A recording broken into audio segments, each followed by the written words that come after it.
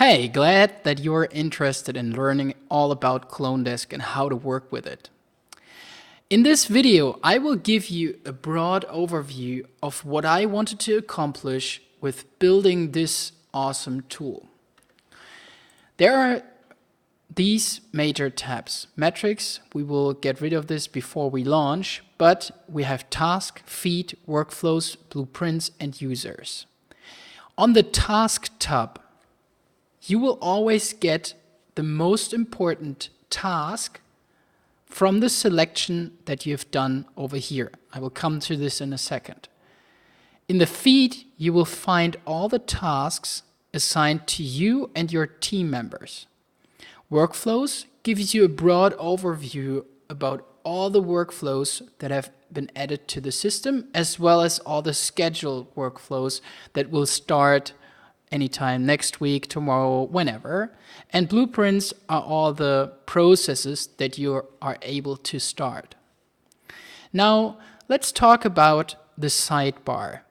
In this sidebar, you have all the different organizations. So for example, I have CloneDesk, which is our development of the website, development of the tickets, development of the business, everything, right? So also content production will come in here and so on. That's normal business.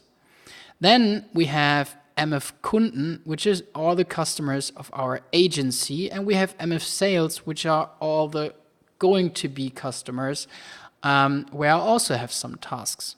Now, those are the organizations that I have to work on, and depending on where I click here, I get different tasks. I will show you this by selecting different projects within the organization. So for example, if I change to CD2Biz and I say like, in my schedule, I now have a time slot to do CD2 business stuff, right? I click here and now I get the most important task, which is in CD2Biz, namely to ask the target group about CloneDesk, right? I have some fields here. It is a workflow or a blueprint that I created to do a positioning of the product, basically, yeah?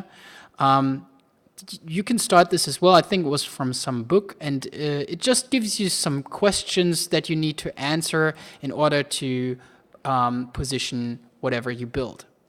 Now, if I switch to CD2 IT, I will get a CD2 IT task, which is test bug fix on test.clonedesk.com. If I go now to one of my channels, so this is the most important, this is really important, this is the most important task of this project, which is assigned to me. So for example, Alex, the core developer, he will have a different first task than I do, as does Puya and whoever works on this project. They will all get the most important task that they need to work on right now. And I will show you how prioritization is also done within CloneDesk. Now, the next thing is that I have channels. And let's say I want to only work on the bug fixing features, or let's say I want to only work on documentation tasks because it's tedious to do to test a bug fix, then afterwards do some documentation, then do some marketing, and then do some other stuff. So to prevent this, I can just click on documentation because I have two tasks there. And now I get only the documentations. For example, I need to document this new feature, right? It gives me a quick introduction. It gives me a link to the Google Doc where all the information or where all the features are explained, how they work, how they should look like, and so on. And it gives me a detailed description about the new thing that I should add, right? And once this is filled out and I complete this task, I will create a different video on how to work with the task feature and so on. The specification is done, the documentation is done, and then it will go over to specify technical requirements, and Alex gets this task with the same priority as me in his feed.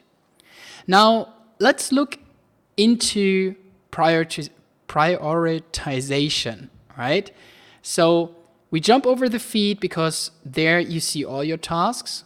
Or let's say, let's go there. Okay, so we are in CD2 IT and I only get the documentation tasks because I am in CD2 and I'm in the channel documentation.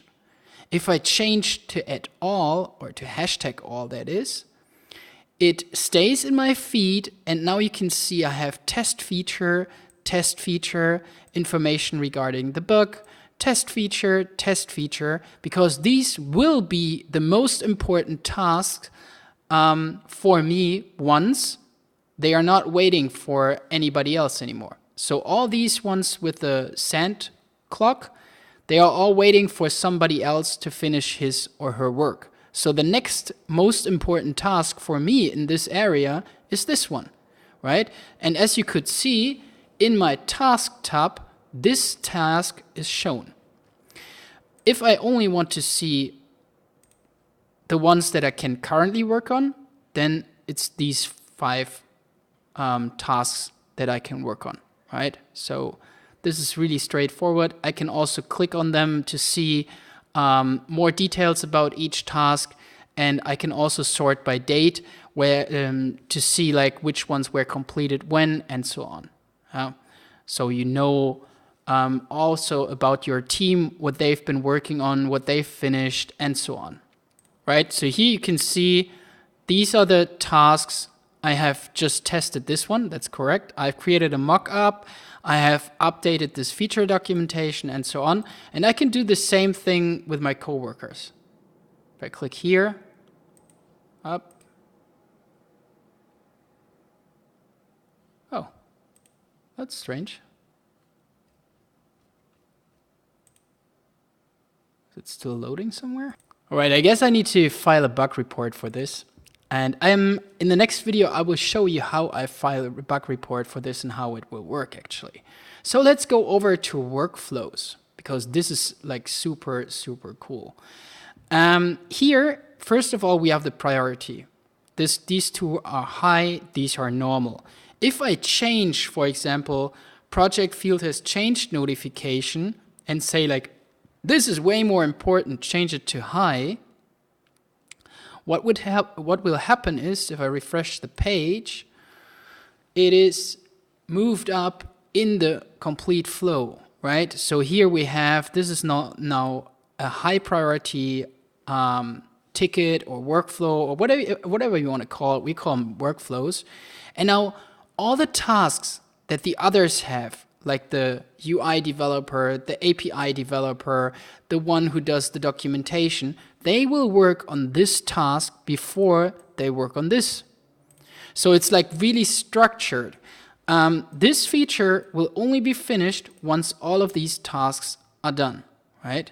So I just tested this and then gave feedback to Puya, who's now working on this next thing in the morning, or next thing whenever she has finished another task and she gets moved on to the next task. Now, you can also see like from the documentation ones. Well, how can I show this to you? Let's go to all, and I will show you how this works, right? So I have in my task, I have test bug fix, pause scheduled workflow not working. Now, pause scheduled workflow not working is a workflow that is somewhere down here probably. It's not that high. I will try to find it. So it's right here, pause scheduled workflow not working. And I know because I know this blueprint or this workflow, and I showed it, I think, in this video even. There's another task, Zielgruppe befragen, which is actually my next task in my hashtag all channel feed, right? So if I now change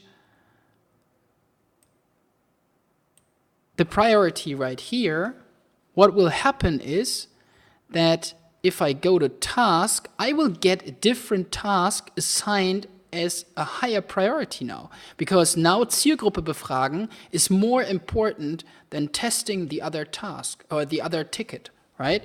And the only way I can circumvent this is just by clicking on any of my projects or any of my channels. But overall, if I don't look into any specific project or if I don't look into any specific channel, this is my most important task. So it makes a lot of sense that in the end of the week or beginning of next week, you go through the workflows and you organize them by what is the most important, what should get done as fast as possible. And just by moving up and down these workflows, your whole team knows what is the next important task without even mentioning it, right? Because if I was the manager and I move this up and down, and I'm the worker on this task here, or in general, as a CloneDesk person working on stuff, I don't even have to do my prioritization. My boss says, like, this is the most important thing that I need to work on, so I just click start task and start working on it. I don't need to think about, like, what is my next most important thing. It doesn't matter because somebody else prioritized this one as being the most important to work on right now. So I do that.